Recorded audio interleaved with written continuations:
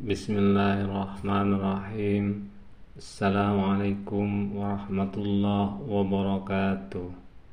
Syukur alhamdulillah kita masih bisa berjumpa kembali di channel ini dalam keadaan sehat walafiat. Salawat dan salam selalu tercurahkan kepada junjungan kita Nabi besar Muhammad sallallahu alaihi wasallam.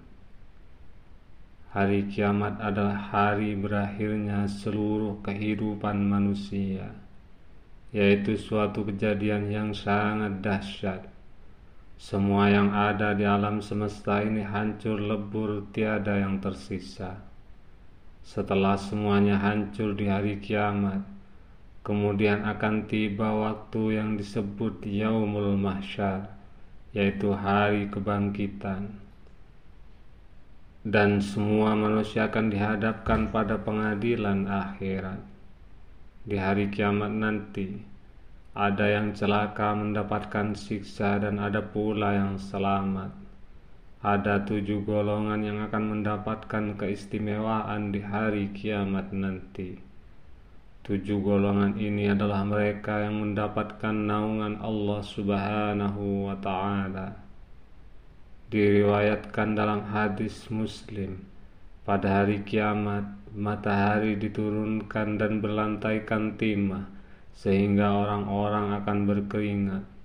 Namun 7 golongan ini mendapatkan naungan Allah Subhanahu wa Ta'ala sehingga mampu melindungi mereka dari sengatan matahari. Berikut 7 golongan manusia yang akan selamat di hari kiamat. 1. Seorang pemimpin yang adil. Islam sangat mengedepankan keadilan, dan seorang pemimpin tanpa kecuali harus bisa memenuhi hak tiap-tiap orang, baik kepada muslim atau non-muslim, kerabat atau orang asing, teman atau musuh.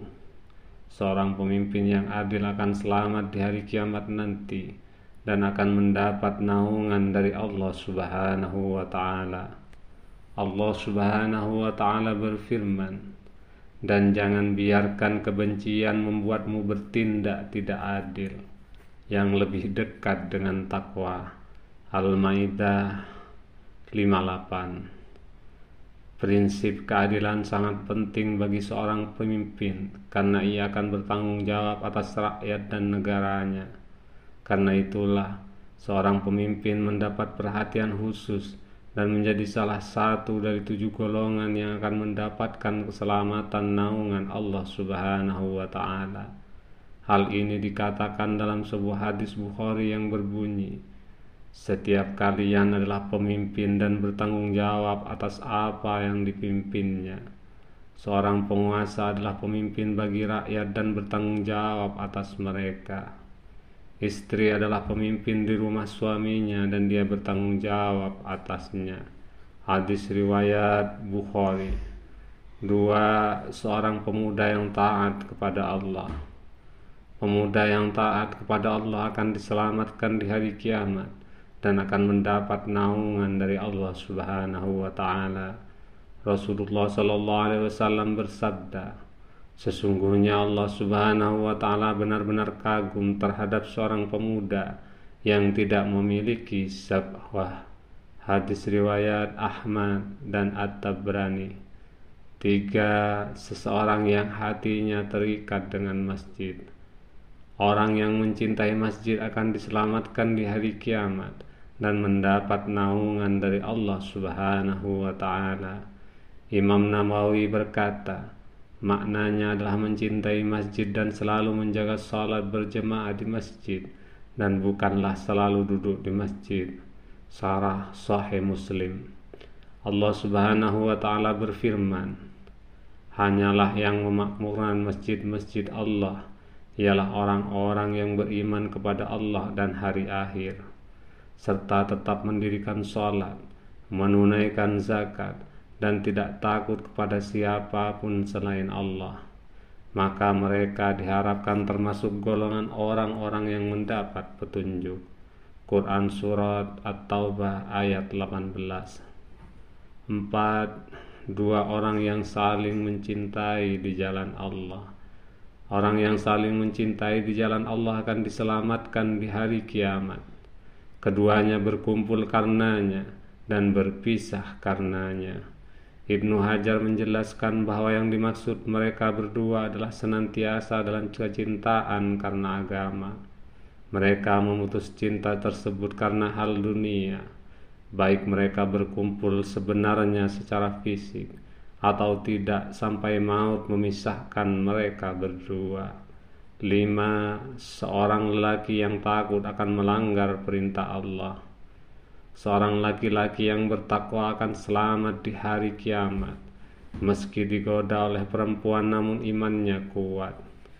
Seorang laki-laki yang diajak berzina oleh seorang wanita yang mempunyai kedudukan lagi cantik, lalu ia berkata, "Aku benar-benar takut kepada Allah." Sebelumnya hal ini telah dicontohkan oleh Nabi Yusuf saat ia melewati ujian dengan menolak godaan Sulaiha. Peristiwa tersebut menandakan keimanan beliau. 6. Seseorang yang bersedekah.